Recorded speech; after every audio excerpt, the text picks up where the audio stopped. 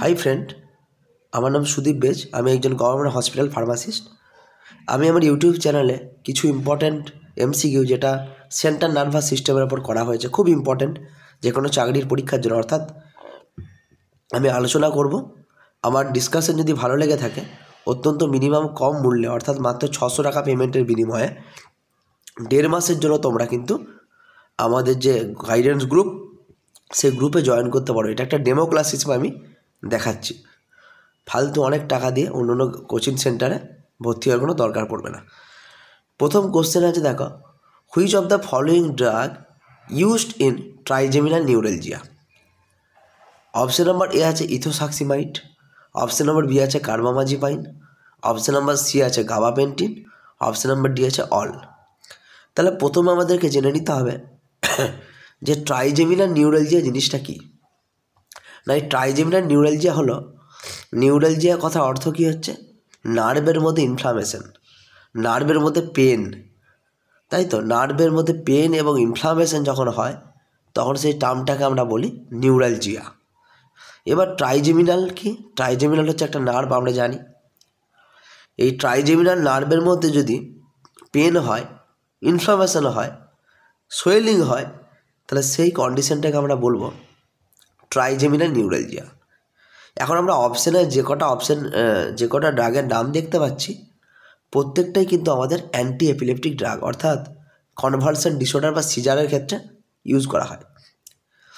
কিন্তু এখন প্রশ্ন হচ্ছে যেখানে সঠিক অ্যান্সার কোনটা হবে। প্রথম আছে ইথোসাক্সিমাইড। এই ইথোসাক্সিমাইড হচ্ছে সাক্সিনামাইড ডেরিভেটিভের অ্যান্টি এপিলেপটিক বা সিজার ড্রাগ। 2 নম্বর পয়েন্ট হচ্ছে কার্বামাজিপাইন। এই কার্বামাজিপাইন হলো ইমিউনোস্টিলব্যান্ড ডেরিভেটিভের অ্যান্টি এপিলেপটিক বা সিজার ড্রাগ। অপশন নম্বর সি আছে গাবাপেন্টিন। এই গাবাপেন্টিন হচ্ছে আমাদের সেকেন্ড জেনারেশন, অর্থাৎ নিউরোটিক পেন্টেন যদি হয় বা এপিলেপসির ক্ষেত্রে কিন্তু সেকেন্ড জেনারেশন ড্রাগ হিসেবে ইউজ করা হয়। তো অপশন নাম্বার ডি হচ্ছে অল। তাহলে এখানে সঠিক অ্যান্সার হবে অপশন নাম্বার বি, কার্বামাজিপাইন। মনে রাখবে, এই কার্বামাজিপাইন ড্রাগটা যখন আবিষ্কার করা হয়েছিল তখন কিন্তু এটার কোনো অ্যান্টি এপিলেপটিক প্রপার্টি কেউ ডিসকভার করতে পারেনি। তখন এটাই ট্রাইজেমিনাল নিউরালজিয়ার ক্ষেত্রে ইউজ করা হতো একদম প্রথম। তারপরে তার কয়েক বছর পর এই কার্বামাজিপাইনের অ্যান্টি এপিলেপটিক প্রপার্টিটা কিন্তু আমাদের সামনে আসে, অর্থাৎ এখানে অপশন নাম্বার বি, কার্বামাজিপাইন। 2 নম্বর কোশ্চেন হচ্ছে আমাদের, দেখো, which CNS drug is commonly prescribed for its অ্যানজিওলাইটিক effect without risk of sedation and addiction? এই কোশ্চেনটার মানে কি? বলছে নিচের কোন সেন্ট্রাল নার্ভাস সিস্টেমের উপর কার্যকারী কোন ড্রাগটাকে আমরা কোনো রকম সিডেশন বা কোনো রকম অ্যাডিকশন তৈরি করতে পারে এই রকম রিস্ক ছাড়াই আমরা অ্যানজিওলাইটিক প্রপার্টি হিসেবে ইউজ করতে পারবো। অপশন নাম্বার এ আছে বাসপিরন, অপশন নাম্বার বি আছে হ্যালোপেরিডল, অপশন নাম্বার সি আছে ডায়াজিপাম, অপশন নাম্বার ডি আছে অ্যামিট্রিপটাইলিন। তাহলে সঠিক অ্যান্সার কী হবে? সঠিক অ্যান্সার জানার আগে প্রত্যেকটা ড্রাগের সম্পর্কে একটু পরিচয় করে নিই। বাসপিরন বলে যে ড্রাগটা আমি অপশানে দিয়েছি সেটা হচ্ছে অ্যাজাপাইরন ডেরিভেটিভ। এটা হচ্ছে অ্যান্টি অ্যাংজাইটি ড্রাগ, অ্যাংজাইটি ডিসঅর্ডারের ক্ষেত্রে আমরা ইউজ করি। অপশান নাম্বার বি যেটা আছে সেটা হচ্ছে হ্যালোপেরিডল। হ্যালোপেরিডলটা কি? না, হ্যালোপেরিডলটা হচ্ছে একটা অ্যান্টিসাইকোটিক ড্রাগ। যদি আমরা অ্যান্টিসাইকোটিক ড্রাগের ক্লাসিফিকেশান পড়ি সেখানে দেখতে পাবো ওই অ্যান্টিসাইকোটিক ড্রাগের 2 রকম ক্লাসিফিকেশান হয়। একটা হচ্ছে টিপিক্যাল অ্যান্টিসাইকোটিক ড্রাগ, একটা হচ্ছে অ্যাটিপিক্যাল অ্যান্টিসাইকোটিক ড্রাগ। এর সাথে মনে রাখতে হবে অ্যান্টিসাইকোটিক ড্রাগের অপর একটা নাম হলো নিউরোলেপটিক ড্রাগ। সেটা কখনো কখনো অ্যান্টিসাইকোটিক না বলে পরীক্ষাতে নিউরোলেপটিক হিসেবেও দিতে পারে। অতএব হ্যালোপেরিডলটা হচ্ছে কি তাহলে? হ্যালোপেরিডল হচ্ছে আমাদের টিপিক্যাল অ্যান্টিসাইকোটিক ড্রাগ বা টিপিক্যাল নিউরোলেপটিক ড্রাগ। এবং যদি আমরা ডেরিভেটিভ ধরি তাহলে এই হ্যালোপেরিডল হচ্ছে বিউটাইরোফেনন ডেরিভেটিভ। অনেক সময় ডেরিভেটিভ নিয়ে কোশ্চেন পড়ে, তাহলে ডেরিভেটিভগুলো কোথায় পাবো? না, আমরা ক্লাসিফিকেশানে যে কোনো বইয়ে ক্লাসিফিকেশানে পেয়ে যাব। অপশন নাম্বার সি আছে ডায়াজিপাম। ডায়াজিপাম তো আমরা সকলে জানি আমাদের বেনজোডায়াজিপিন ডেরিভেটিভ। আর অপশান নাম্বার ডি হচ্ছে অ্যামিট্রিপটাইলিন। এই অ্যামিট্রিপটাইলিন, নরট্রিপটাইলিন এগুলো হচ্ছে কি anti depression drug. Anti depression ড্রাগের ক্লাসিফিকেশন আমরা যদি দেখি তাহলে তার মধ্যে হচ্ছে ট্রাইসাইক্লিক অ্যান্টি ডিপ্রেশন ড্রাগ বলে একটা মানে ক্লাসিফিকেশন আছে। এগুলো ট্রাইসাইক্লিক অ্যান্টি ডিপ্রেশন ড্রাগের মধ্যে পড়ে এই অ্যামিট্রিপটাইলিন। বোঝা গেল? তো এখন উত্তরটা কোনটা হবে? সঠিক অ্যান্সার হবে অপশান নাম্বারে বাসপিরন। কারণ আমরা দেখেছি বাসপিরনের কিন্তু সেরকম যদি আমরা স্ট্রাকচারাল স্টাডি করি, হ্যালোপেরিডল অ্যান্টিসাইকোটিক ড্রাগ, এদের কিন্তু অতি অবশ্যই সিডেশন থাকবে, অ্যাডিকশন থাকবে। ডায়াজিপাম তো এক কথায় অ্যাডিকশন তৈরি করে আমরা জানি। অ্যামিট্রিপটাইলিন একটা ঘুম ঘুম ভাব, ডিপ্রেশন কেসে ইউজ করা হয়। কিন্তু আমাদের বাসপিরনও অ্যান্টি অ্যাংজাইটি ড্রাগ, কিন্তু তার মধ্যেও যদি আমরা স্ট্রাকচারাল স্টাডি করে দেখতে পাচ্ছি বাসপিরনের কিন্তু মানে অ্যাডিকশন সিডেশন প্রপার্টি কিন্তু একদমই কম। অ্যাডিকশন প্রপার্টি নেই, কিন্তু সিডেশন প্রপার্টিটা হয়তো খুব হালকা, ওটাকে নাই বললেই চলে। ওই জন্যই আমি এখানে অপশান নাম্বার এ বাসপিরনকে সঠিক অ্যান্সার হিসেবে ধার্য করলাম। 3 নম্বর কোশ্চেন দেখো, gingival hyperplasia is the side effect of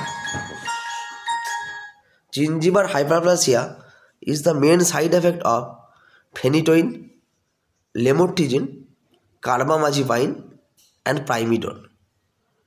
জিঞ্জিভার hyperplasia কার সাইড এফেক্ট? প্রথমে বুঝতে হবে যে হাইপারপ্লাসিয়া কথার অর্থ কী। জিঞ্জিভা বলতে জিঞ্জিভাইটিস আমরা শুনেছি নামটা, আর হাইপারপ্লাসিয়া মানে হচ্ছে এক্সট্রা গ্রোথ, এক্সট্রা বেড়ে যাওয়া। হাইপারপ্লাসিয়া অর্থাৎ জিঞ্জিভাল হাইপারপ্লাসিয়া। এছাড়া আমাদের গাল যেটা আছে, আমাদের যে গালের সাইডে, গালের একটা সাইডে ঠোঁট আর গালের মাঝখানে আমাদের কী হয়, চামড়াটা ফাঁক হয়ে যায়। এটা ছবি দেখলে আমরা সব থেকে ভালো বুঝতে পারবো। এগুলো কিন্তু ফেনিটোইনের ফলে হয়। তো অপশান নাম্বারে ফেনিটোইন, লেমোট্রিজিন, কার্বামাজিপাইন, প্রাইমিডন প্রত্যেকটা হচ্ছে আমাদের অ্যান্টি এপিলেপটিক ড্রাগ। মনে রাখতে হবে এখানে যে ফেনিটোইন আছে, ফেনিটোইন হচ্ছে আমাদের সঠিক অ্যান্সার। এই ফেনিটোইন কিন্তু আমাদের এই ইম্পর্ট্যান্ট কিছু সাইড এফেক্ট তৈরি করে, যেমন জিঞ্জিভার হাইপারপ্লাসিয়া, মাইক্রোসেফালি মানে মাথাটা ছোটো হয়ে যাওয়া, এইরকম বিভিন্ন রকম কিছু ইম্পর্ট্যান্ট সাইড এফেক্ট প্রেগনেন্সি কন্ডিশনে কিন্তু তৈরি করে। অর্থাৎ কোনো বাচ্চা যখন প্রেগনেন্ট কন্ডিশনে থাকে, মা যখন প্রেগনেন্সি কন্ডিশনে থাকে, তখন মায়ের থেকে বাচ্চার কিন্তু এই রকম কিছু ক্ষতি দেখা যায়। তাই ফেনিটোইন ড্রাগটাকে আমরা প্রেগনেন্সি পিরিয়ডের সময় নেবো না। Option number 4 number question, option নাম্বারে ফেনিটোইনের উত্তর। 4 নম্বর কোশ্চেন হচ্ছে the drug is specifically used in the treatment of petit mal epilepsy. তাহলে কোন ড্রাগটা আমাদের পেটিডমাল এপিলেপসিতে ইউজ করা হয়? একটা জিনিস জানতে হবে, পেটিডমাল এপিলেপসির অপর একটা নাম হচ্ছে অ্যাবসেন্ট সিজার। অর্থাৎ যত রকম এপিলেপসি আছে, কাঁপুনি সিজার ডিসঅর্ডার আছে, প্রত্যেকটা ক্ষেত্রে কিন্তু সিজারটা কমন, কিন্তু পেটিডমাল এপিলেপসির ক্ষেত্রে কোনো সিজার হয় না। ওই জন্য একে অ্যাবসেন্ট সিজার বলা হয়। তাহলে পেটিডমাল এপিলেপসির ক্ষেত্রে কী হয় না, সাইকিয়াট্রিক যে মানে সাইকিয়াট্রিক ডিসঅর্ডারের ক্ষেত্রে যে সিমটমগুলো দেখা যায়, সেই সমস্ত অ্যাক্টিভিটিগুলো পেশেন্টের ক্ষেত্রে দেখা যায়, কিন্তু কাঁপুনি সেরকম দেখা যায় না। তাই এটাকে পেটিডমাল এপিলেপসি বলা হয় বা অ্যাবসেন্ট সিজার বলা হয়। তাহলে অপশান নাম্বার এ হচ্ছে ইথোসাক্সিমাইড, অপশান নাম্বার বি হচ্ছে ভেলপ্রোয়েট, অপশান নাম্বার সি হচ্ছে ফেনিটোইন, অপশান নাম্বার ডি হচ্ছে গাবাপেন্টিন। তাহলে সবকটাই কিন্তু আমাদের এপিলেপসির ক্ষেত্রে ইউজ করা হয়, কিন্তু মোর স্পেসিফিক যদি আমি ধরি উইথ ডেটা অনুযায়ী, তাহলে কিন্তু সঠিক অ্যান্সার হচ্ছে সাকসিনামাইড ডেরিভেটিভ, অর্থাৎ অপশান নাম্বার এ ইথোসাক্সিমাইড হচ্ছে আমাদের সঠিক অ্যান্সার। আর মনে রাখতে হবে সোডিয়াম ভেলপ্রোয়েট কিন্তু আমাদের খুব পপুলার ড্রাগ। এই সোডিয়াম ভেলপ্রোয়েট কিন্তু খুব পপুলার ড্রাগ, যেটা ম্যাক্সিমাম অল টাইপের এপিলেপসির ক্ষেত্রে ইউজ করা হয়, কিন্তু তবুও আমরা পেটিডমালের ক্ষেত্রে স্পেসিফিক ইউজ করব ইথোসাক্সিমাইড। 5 নম্বর কোশ্চেনে আমি আসি যে drug automatism is the side effect of.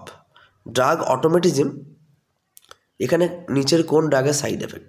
Option number A diazepam, option number B phenobarbitone, option number C buspirone, option number D phenytoin.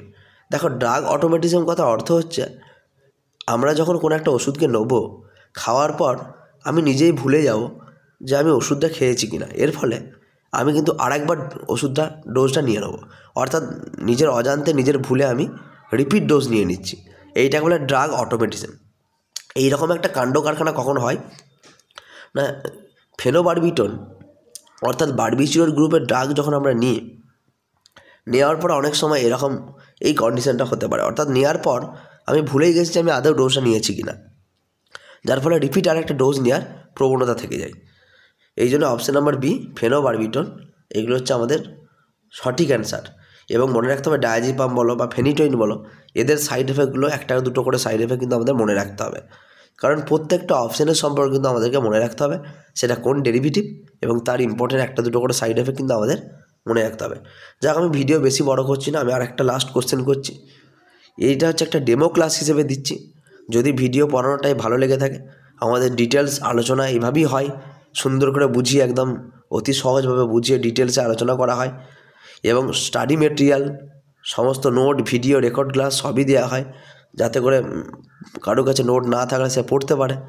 এবং এই সমস্ত কিছু হয় মাত্র 1.5 মাস আর বাকি আছে, মাত্র 600 টাকা থেকে 700 টাকা পেমেন্টের মধ্যে কিন্তু সবই পেয়ে যায়। 6 নম্বর কোশ্চেন হচ্ছে which of the following is the side effect of phenytoin, নিচের কোনটা ফেনিটোইনের সাইড এফেক্ট কোনটা বাদ দিয়ে। অপশান নাম্বার এ হচ্ছে আমাদের gingival hyperplasia, option number B আছে অ্যাটাক্সিয়া, অপশান নাম্বার সি আছে measles like rash, option number D আছে ভিটামিন B12 ডেফিসিয়েন্সি। তাহলে নিচের প্রত্যেকটাই হচ্ছে আমাদের ফেনিটোইনের সাইড এফেক্ট, কিন্তু কোনটা বাদ দিয়ে, কোশ্চেনটা এটাই।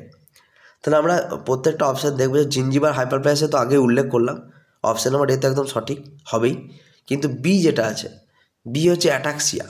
অ্যাটাক্সিয়া মানে হচ্ছে নিজের ভারসাম্য, বডির মধ্যে কোনো ভারসাম্য থাকে না, ভারসাম্য আমরা হারিয়ে ফেলি। মিসাল লাইক র্যাশ কিন্তু ফেনিটোইনের one of the important side এফেক্টের মধ্যে আছে। অপশান নাম্বার ডি বলেছে ভিটামিন B12 ডেফিসিয়েন্সি। আমরা জানি ভিটামিন B12 যদি ডেফিসিয়েন্সি হয় তাহলে আমাদের কি হয় না মেগালোব্লাস্টিক অ্যানিমিয়া, ভিটামিন B12 যদি ডেফিসিয়েন্সি হয়। এবার মেগালোব্লাস্টিক অ্যানিমিয়া, মেগালোব্লাস্ট মানে হচ্ছে আমাদের ইম্যাচিওর যে আরবিসি সেগুলোকে মেগালোব্লাস্ট বলা হয়। তাহলে megaloblastic anaemia, measles like rash, gingival hyperplasia প্রত্যেকটা কিন্তু আমাদের ফেনিটোইনের ইম্পর্ট্যান্ট সাইড এফেক্ট, কিন্তু অ্যাটাক্সিয়াটা বেসিক্যালি করে মেজরের মধ্যে আসতে না বা ইম্পর্টেন্ট নয়। তাই আমরা এখানে অপশান নাম্বার বিকে সঠিক অ্যান্সার হিসেবে ধরবো। তো এখানে সঠিক অ্যান্সার হচ্ছে অপশান নাম্বার বি। যাই হোক, আমরা এখানে 6টা কোশ্চেনের আলোচনা ডেমো ক্লাস হিসেবে 6টা কোশ্চেনের উইথ ডিটেল ডিসকাশন করলাম। এই রকম টাইপের আমাদের ক্লাস করানো হয়। যদি কেউ চাও যে লাস্ট 1.5 মাসের মধ্যে আমি একটু ঝালিয়ে নিতে চাই, ভালোভাবে প্রিপারেশন নিতে চাই উইথ মোটিভেশন, তাহলে কিন্তু দেরি না করে আমাদের গ্রুপে জয়েন করতে পারো মাত্র 600 থেকে 700 টাকা পেমেন্টের বিনিময়ে। কোনো জায়গাতে 2000 5000 টাকা দিয়ে কোনো রকমভাবে অত পয়সা নষ্ট করে না চাইলে নাও যেতে পারো, কিন্তু আমাদের ব্যাচে অ্যাডমিশন নিতে পারো।